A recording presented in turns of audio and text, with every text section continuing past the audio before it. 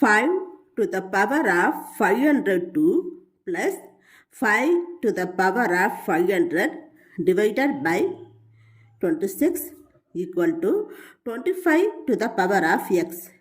இதில் x ஓட value என்னன்னு கண்டுபிடிக்க போகிறோம்.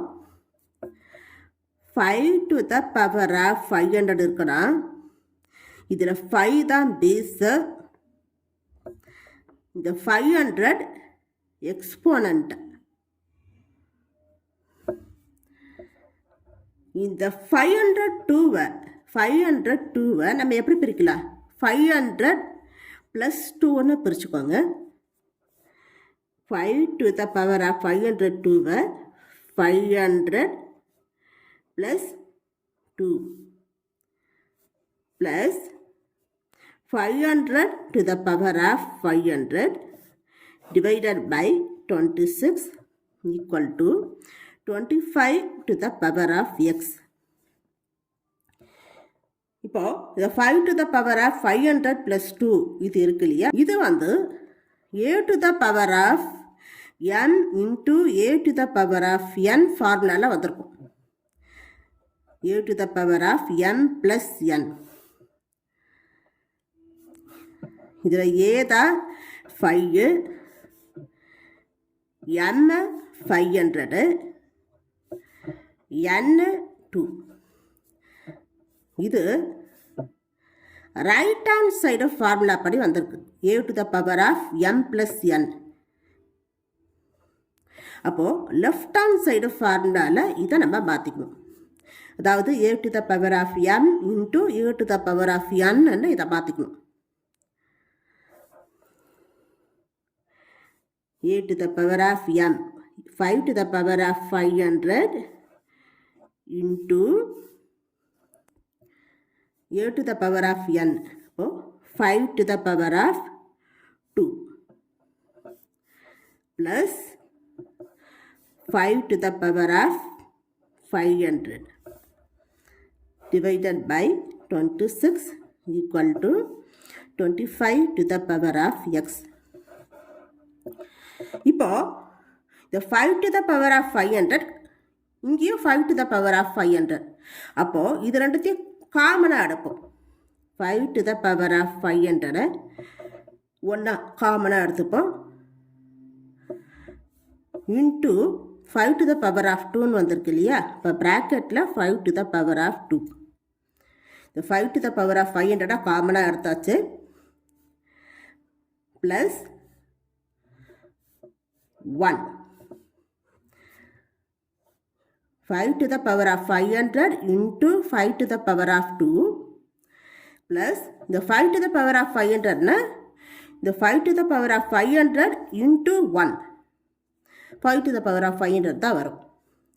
Divided by 26